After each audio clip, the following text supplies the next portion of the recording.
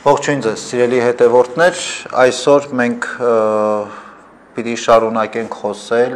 9 երանիների մասին եւ այսօր 7-րդ երանիին պիտի անդրադառնանք, որը որ մեզ սովորեցնում կամ պատգամում է հետեւյալը. Երանի խաղաղարարներին, որովհետեւ նրանք Աստծո որդիներ պիտի կոչվեն։ Առհասարակ խաղաղությունը մեզանում իբրև եզրույթ տարբեր մեկնաբանությունների առիթ է տալիս, որովհետև ոմանց համար խաղաղությունը փորձություններից այսպես հեռու ապրելն է, կամ ոմանց համար խաղաղությունը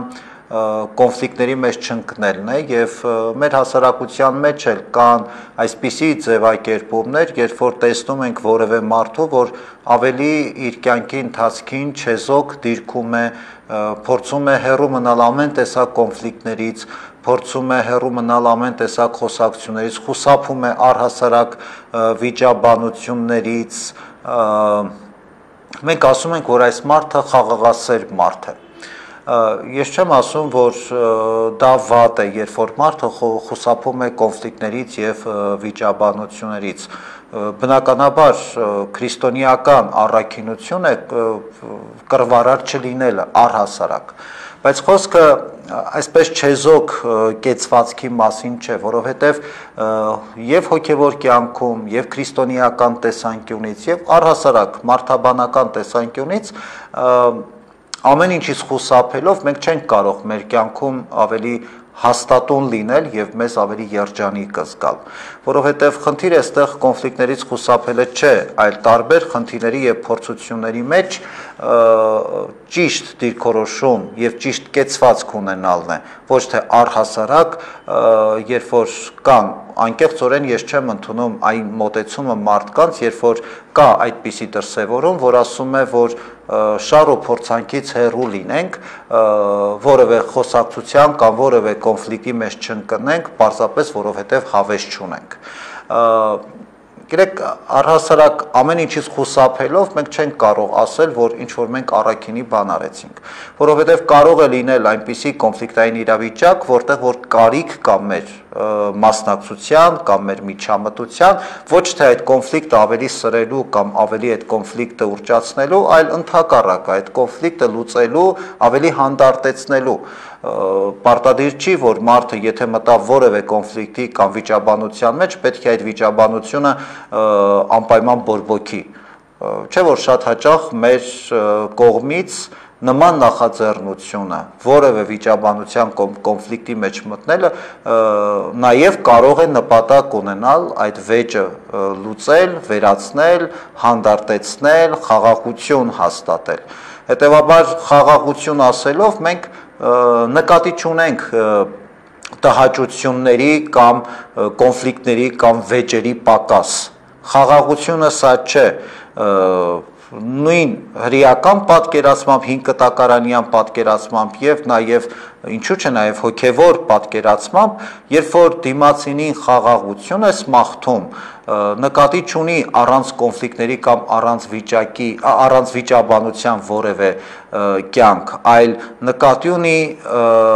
հաղթանակ բարու հաղթանակ, երբ որ հաղթանակում է բարին եւ դու վայելում ես այդ բարին։ Խաղաղությունը հենց այդ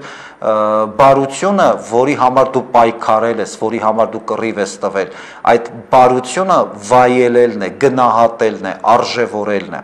Սա է իրական խաղաղության ձգտումը մեր կյանքում, այլ ոչ թե երբ որ ասում ենք խաղաղություն, դա ենթադրում է պատերազմի կամ վեճերի բացակայություն կամ բացառում։ Մանավանդ այս օրերին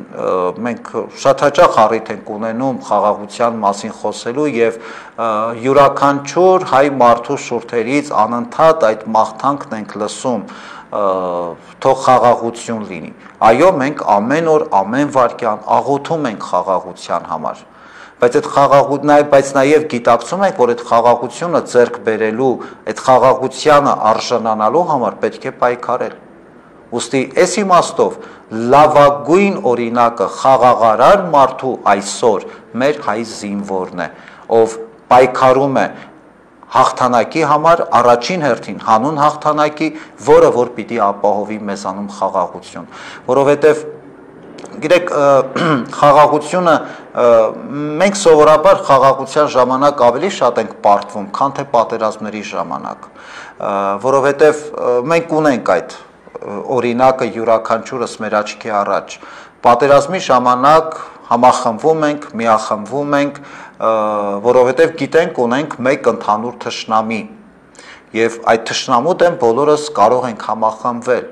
բայց երբ որ այդ պատերազմը հաղթանակով ենք ավարտում եւ հաստատվում է խաղաղություն, այն խաղաղությունը, ինչին մենք իրավամբ ձգտում ենք եւ յուրաքանչյուր ստեղծագործող մարդ, արարող մարդ արժանի է այդ խաղաղությանը, հենց այդ խաղաղության ժամանակ մենք շատ հաճախ պարտվում ենք։ Երբ որ մենք սկսում ենք ավելի այսպես հանգիստ զգալով, սկսում ենք արդեն մեկս մյուսի մեջ թշնամիներ փնտրել։ Այստեղ է, որ մենք շատ հաճախ պարտվում ենք։ Ուստի խաղաղությունը առանց պայքարի չի լինում։ Խաղաղությունից առաջ մենք կարիք ունենք հաղթելու։ Հետևաբար նաև շատ հաճախ, երբ որ մարդիկ հատկապես այս օրերին գալիս են եկեղեցի, խնդրում են, որ աղոթենք խաղաղության համար, ես նաև ընդգծում եմ, որ եկեք աղոթենք մեր հաղթանակի համար։ Հաղթանակը այստեղ շատ ավելի կարևոր է, որովհետև այդ հաղթանակի ճիշտ գնահատականն է, որ մեզ կօգնի խաղաղության մեջ չպարտվել, խաղաղությունն էլ գնահատել։ Եվ այս իմաստով կարևոր է ընդգծել, որ խոսքը այս երանիին անդրադառնալով, խոսքը գնում է ոչ թե առհասարակ խաղաղություն սիրելու, բոլոր մարդիկ էլ խաղաղություն սիրում են, բոլոր մարդիկ, բոլոր հասարակությունները, բոլոր ազգերը սիրում են խաղաղություն, բայց խոսքը խաղաղություն սիրելու մասին չէ, այլ խաղաղություն արարելու մասին է։ Երբ որ Քրիստոս ասում է երանի խաղաղարարներին, նկատի չունի այն մարդկանց, ովքեր որ սիրում են խաղաղություն, այլ նկատի ունի այն մարդկանց, ովքեր որ կարող են խաղաղությունն արարել, հաղթանակով ու պայքարով խաղաղություն արարել։ Ուրեմն խնդիրներից, փորձություններից խուսափել չի նշանակում խաղաղարար լինել կամ խաղաղություն սիրել։ Իսկ այն, որ այս երանի մեջ ասում է երանի խաղաղարարներին, որովհետև նրանք Աստծո որդիներ պիտի կոչվեն, սա նշանակում է անել այն, ինչ որ Աստված արեց մեր կյանքում, ինչ որ Քրիստոս արեց մեր կյանքում։ Քրիստոս եկավ եւ խաղաղություն հաստատեց յուրաքանչյուրիս կյանքում իր հաղթանակով։ Քրիստոս երբեք չդադարեց պայքարել։ Քրիստոս ամբողջ իր կյանքի ընթացքում անարդարությունը տեսնելով, չարիքը տեսնելով չլռեց։ Քրիստոս չասեց լավ, ոչինչ չասեմ, ձայն չհանեմ, միայն աղմուկ չլինի, տհաճ խոսակցություն չլինի եւ թող խաղաղություն լինի։ Ընդհակառակը Քրիստոս ամեն տեսակ անարդարության, չարիքի դեմ ուղղակի պայքարեց եւ որևէ կոմպրոմիսի չգնաց Քրիստոս։ Եվ Քրիստոս խաղաղություն հաստատեց իր հարությամբ, մահվան նկատմամբ, չարի նկատմամբ իր հաղթանակով։ Ուստի մեզ էլ այս երանին խոստանում է, եթե դու լինես խաղաղարար, դու Աստծո որդի պիտի կոչվես։ Այսինքն սա նշանակում է, որ մենք պիտի շարունակենք Քրիստոսի գործը այս աշխարհի վրա, շարունակենք Աստծո ծրագիրը այս աշխարհի վրա, անել այն, ինչ որ կաներ Քրիստոս մեր փոխարեն։ Ուստի խաղաղություն հաստատել, խաղաղություն արարել մեր կյանքում, այդ նշանակում է Աստծո գործը շարունակել։ Իսկ մենք քանի որ կոչված ենք լինելու Աստծո որդիներ, մեր առաքելությունը հենց դա է, ուրիշ ոչինչ։ Մեր առաքելությունը Քրիստոսի ծրագիրը, փրկության ծրագիրը եւ առաքելությունը այս աշխարհի վրա ավարտին հասցնելն է։ Խաղաղությունը կարևոր է այն տեսանկյունից նաեւ, որ մենք խաղաղություն արարելով դիմացինի կյանքը ավելի լավն ենք դարձնում։ Մենք փոխում ենք աշխարհը։ Չարի դեմ պայքարելով, անարդարության դեմ պայքարելով մենք փոխում ենք աշխարհը։ Մենք այս իմաստով կրկին այսօրվա պատերազմը յուրաքանչյուրիս աչքի առաջ։ Մեր սահմանին կանգնած զինվորը այսօր փոխում է աշխարհը, փոխում է յուրաքանչյուրիս հայացքներն ու պատկերացումներն ու ընկալումները։ Մենք շնորհիվ այդ պայքարի, շնորհիվ մեր զինվորների հաղթանակների, մենք վերարժևորում ենք նաև կյանքը, վերարժևորում ենք մեր հայրենասիրությունը, վերարժևորում ենք առհասարակ մեր գործունեությունը եւ մեր կյանքի ընթացքը։ Ուստի խաղաղությունը նաև վերաբերում է մեր ներքին պայքարին, ինչպես որ մարդկային հարաբերությունների մեջ կարևոր է, երբ որ մարդը խաղաղարար լինի, այսինքն անի ամեն բան, որ դիմացինը ավելի տա դիմացին հնարություն ավելի լավը, ավելի բարի, ավելի ազնիվ լինելու։ Սա է խաղաղություն հաստատելու ամենակարևոր պայմանը։ Բացի այդ ամենը, շատ կարևոր է, երբ որ մարդը իր ներքին պայքարի մեջ ինքն իրեն տա այդ հնարավորությունը փոխվելու, ինքն իրեն տա այդ հնարավորությունը ավելի լավը լինելու։ Սա մեր ներսի չարի ու բարու պայքարի մասին է խոսքը, երբ որ մեր ներսում նաև հաղթում է բարին եւ հաստատվում այն խաղաղությունը, որին որ յուրաքանչյուրս ձգտում է։ Մինչև բարին չհաղթի, մենք չենք կարող առհասարակ խոսել խաղաղության մասին։ Խաղաղության մյուս կարևոր պայմանը մարդկային մեր հարաբերությունների մեջ առողջ պայքարն է եւ առողջ հարաբերություններ ձևավորելն է, իսկ այստեղ շատ կարևոր է բարիք գործելու առաքինությունը։ Եթե ուզում ենք մարդկային մեր հարաբերությունների մեջ, հասարակական մեր կյանքում, ազգային մեր կեցության մեջ առհասարակ խաղաղություն լինի եւ մենք լինենք խաղաղություն արարողներ, ուրեմն շատ կարևոր է, որ մեկս մյուսի նկատմամբ բարությամբ վարվենք։ Շատ կարևոր է, որ մենք մեկս մյուսին բարիք գործենք։ Օրինակ, երբ որ մենք խոսում ենք առհասարակ բարի գործելու մասին, սա պետք է ընդգծենք, որ յուրաքանչյուրիս մեծագույն առաքելությունն է։ Առանց բարեգործության, առանց բարիք ստեղծելու, առհասարակ բարության մեջ ամուր ու հաստատուն լինելու, մենք չենք կարող պատկերացնել խաղաղություն եւ մեր ներաշխարհում եւ առհասարակ մարդկային մեր հարաբերությունների մեջ։ Մեծագույն բարին գիտենք, որ Աստված է։ Աստված իր բոլոր պատգամներով, իր հորդորներով, իր օրենքներով, իր իսկ օրինակով մեզ տվեց հնարավորություն հաղթելու չարին եւ խաղաղություն հաստատելու։ Քրիստոս մեզ տվեց օրինակ, թե ինչքան կարևոր է, որ բարությունը միշտ հաղթանակի յուրաքանչյուրիս կյանքում։ Սակայն միշտ չէ, որ մենք հետևում ենք այդ օրինակին։ Միշտ չէ, որ մենք հետևում ենք աստվածային պատգամներին, հատկապես արդարանալով ճակերտներով, անհաջող ձևով իհարկե արդարանալով, թե աստվածային պատգամներն ու օրենքները անիրականանալի են եւ դժվար է դրանց հետևել։ Գիտեք, երբ որ ես վերջին շրջանում առիթ ունեցա դիմելու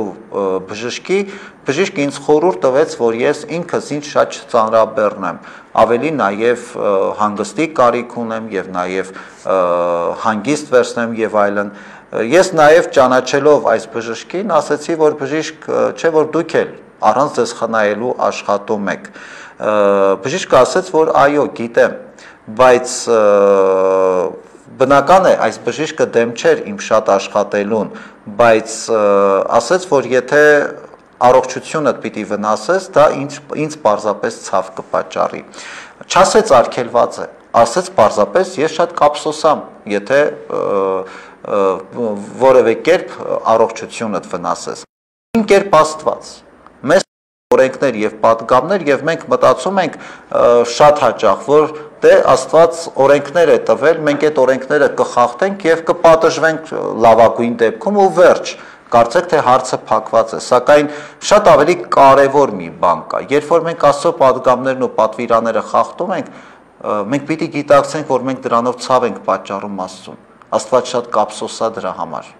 Հետևաբար մեզ թվում է, որ շատ հաճախ մեր կյանքի ընթացքում հեղինակություններին ենթարկվելը եւ լսելը դեմ է մեր պատվին, մեր արժանապատվությանը, բայց ասենք օրինակ, երբ որ առողջական մենք խնդիրներ ենք ունենում, դիմում ենք բժշկի եւ հետևում ենք իր խորհրդին, կամ եթե մեր համակարգիչը վնասվում է, մենք դիմում ենք համապատասխան մասնագետի, այս դեպքում եւ հետևում ենք այդ մասնագետի ցուցումներին։ այդ ճիշտ նույն ձևով Աստծո օրենքները, պատվիրանները մենք պիտի կատարենք այնպես, ինչպես որ ասենք մասնագետի կամ բժշկի ցուցումներին ենք մենք հետևում, քանի որ ինչի ենք մենք հետևում, օրինակ ասենք բժշկի ցուցումներին, որովհետև գիտենք, որ իմ ու բժշկի նպատակը մեկն է, իմ առողջությունն է, եւ ես հավատում եմ եւ ես հասկանում եմ, որ բժիշկը այդ նպատակին հասնելու համար շատ ավելի լավ գիտի, ինչ ճանապարհով պետք է անցնել, եւ բնականաբար այստեղ մենք վստահում ենք մասնագետի կամ բժշկի հորդորին, առավել եւս Աստծո պարագային, Աստված շատ լավ գիտի մեր նպատակին հասնելու ամենաուղիղ եւ ամենահնարավոր ճանապարհը եւ մեզ մնում է պարզապես հնազանդվել Աստծո կամքին, Աստծո օրինակը մեր աչքի առաջ ունենալով, բարությամբ ապրելով, մեզ թվում է, թե վատ արարքները պիտի մնան մեր կյանքում անհետևանք, մենք մոռանում ենք, որ որևէ չար վատ արարք արձագանք է ունենում, ոչ միայն մեզ, մեր կյանքին, երբ որ ասում ենք, դե եթե վատ արարք գործեցին, կպատժվեն, կանցնի կգնա, չէ, այդպես հեշտությամբ չի անցնում գնում, եթե վատ արարք մենք թույլ տվեցինք, այդ վատ արարքը ունենում է հետևանքներ, եւ մեր կողքը կանգնած մարդկանց էլ դա անդրադառնում է, մենք չենք կարող ամբողջ այդ պատասխանատվությունը մեկ վայրկյանում կամ նույն պահին վերցնել, ուստի շատ կարևոր է այստեղ, որ մենք մեր ամբողջ կյանքի ընթացքում հասկանանք, որ մեղքը չի կարելի, որ մեր կյանքում հաստատվի եւ դառնա սովորական մի բան, թեև այսօրվա աշխարհը այնպիսին է, որ գնալով տենդենս այնպիսին է այսօրվա աշխարհում, որ մեղքը դառնում է սովորական մի բան, մեր աչքին արդեն սովորական է, երբ որ ասենք 10 տարի, 20 տարի առաջ նույն երևույթին, երբ որ հանդիպեինք, ավելի այսպես խեթ հայացքով կնայինք, կքննադատեինք, հիմա շատ բաներ շատ ավելի սովորական են մեզ համար դարձել, եւ մեզ թվում է, որ եւ մեր կյանքում առհասարակ այդ մեղքի վատ արարքների վնասակարության պատկերացումն է կարծեք թե խաթարվել, մտածում ենք, թե ինչ կլինի, որ իրականում մենք մեղք ենք գործում եւ շատ հաճախ փորձում ենք Աստծուց թաքնվել, բայց երբ որ մենք իրականում գիտակցում ենք եւ հասկանում ենք, որ Աստված մեզ բարին է կամենում, գիտակցում ենք, որ նաեւ Աստծուց թաքնվելու կարիք չկա, որովհետև Աստված նրա համար չէ, որ այսպես հետևի, թե մենք ինչ սխալներ պիտի թույլ տանք եւ արդյունքում պարզապես մեր վրա մատ թափ տա, մենք էլ ամաչենք կամ էլ մտածենք, որ հիմա Աստված մեզ կպաճի ու հարցը կփակվի, կգնա։ Գիտեք, Աստծո օրենքները մեզ համար այնպես չի, որ կաղապարներ են, որոնցով որ սահմանափակվում է մեր ազատությունը, մեր կամքի դրսևորումը։ Ընդհակառակը, Աստծո աստվածային օրենքներն ու պատվիրանները մեզ տալիս են հնարավորություն բարիք գործելու եւ տալիս են հնարավորություն բարությամբ ապրելու։ Տեսեք, ծնողը կարող է երեխայի համար օրինակ ասենք սահմանել օրենքներ իր իսկ օգուտի, իր իսկ հարմարավետության համար, ինչպես ասենք, երբ որ ծնողը երեխային ասում է լռիր, ես ուզում եմ պարզապես հանգիստ լինել, կամ ծնողը երեխային կարգադրում է, թե սենյակդ մաքուր պահիր կամ սենյակդ մաքրիր, այստեղ ավելի շատ ծնողը մտածում է իր իսկ հարմարավետության, իր օգուտի համար, բայց երբ որ ծնողը իր երեխային ասում է տաք հագնվիր, դասերդ սովորիր, լավ սնվիր, այստեղ ծնողը իր շահը չէ, որ փնտրում է, այլ երեխայի օգուտի ու շահի համար է դա ասում, չէ։ Նույն կերպ Աստծո օրենքները, Աստծո պատվիրանները, դա մեզ է պետք, մեր օգուտի, մեր շահի համար է, մեր հոգու փրկության համար է այդ պատվիրանները, որպեսզի մենք չվնասենք առաջին հերթին ինքներս մեզ։ Աստված յուրաքանչյուրիս միայն ու միայն բարին է կամենում։ Աստված որևէ մեկին չի ցանկանում եւ չի էլ պատժում։ Բարիք գործելու իմաստը մեր հոգեվոր կյանքի ամբողջ հիմքն է։ Եվ բարիք գործելու ամբողջ իմաստը այն է, որ մենք կարողանանք օգնել դիմացինին ավելի լավը լինել։ Եվ բարության իմաստը նա է, որ բարությունը տալիս է յուրաքանչյուրիս հնարավորություն ավելի լավը լինելու։ Այստեղից եւ ծնվում է խաղաղությունը։ Ուստի խաղաղության ձգտումը բարու հաղթանակն է յուրաքանչյուրիս կյանքում եւ մեր ներքին հոգեվոր կյանքի համար եւ նաեւ մեր մարդկային հարաբերությունների համար։ Այսօր հատկապես մենք անդրադառնում ենք այն երևույթին եւ ցավոք սրտի երբեմն արձանագրում, որ այնտեղ առաջնագծում մեր զինվորները կյանքի եւ մահու կռիվ են տալիս մեր հայրենիքը պաշտպանելով, մեզ յուրաքանչյուրից պաշտպանելով, մենք այստեղ մեկս մյուսի մեջ լավ ու վատն ենք տարբերում, մեկս մյուսին քննադատում ենք, մեկս մյուսին չարի ու բարուի ենք բաժանում, հնի ու նորի ենք բաժանում։ Իրականում այսպես խաղաղություն չեն գնահատում եւ այսպես խաղաղության համար չեն պայքարում։ Մենք պիտի կարողանանք հասկանալ մի պարզ ճշմարտություն, որ բոլորիս նպատակը հաղթանակն է, բարու հաղթանակն է։ Այսօր մեր բոլորիս պայքարը այդ բարու հաղթանակն է։ Մեր զինվորը այդ բարու հաղթանակի համար է կռվում եւ իր կյանքը տալիս։ Մենք յուրաքանչյուրս ինչ ենք անում։ Եթե ոչինչ չենք կարող անել, գոնե չխանգարենք մեկս մյուսի վրա ցեղ շպրտելով։ Գիտեք, շատ կարևոր է, որ յուրաքանչյուրս առիթ ունենանք ինքներս մեզ հաշիվ տալու։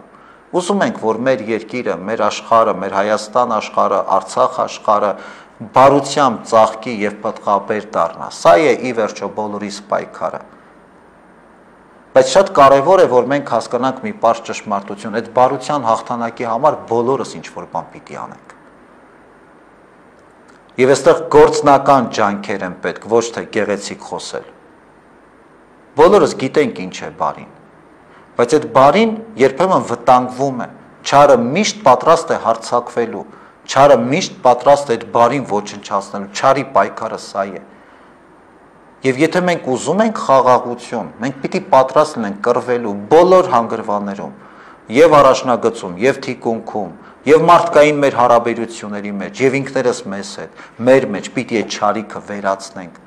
որովհետեւ իրական հաղթանակը բարու հաղթանակն է յուրաքանչյուրիս կյանքում։ Եվ միայն այդ բարու հաղթանակի արդյունքում է, որ պիտի հաստատվի այն խաղաղությունը, որին երանի է տալիս Քրիստոս։ Երանի, որովհետև այդ նույն խաղաղությունը Քրիստոս բերեց յուրաքանչյուրիս, հաղթելով չարին,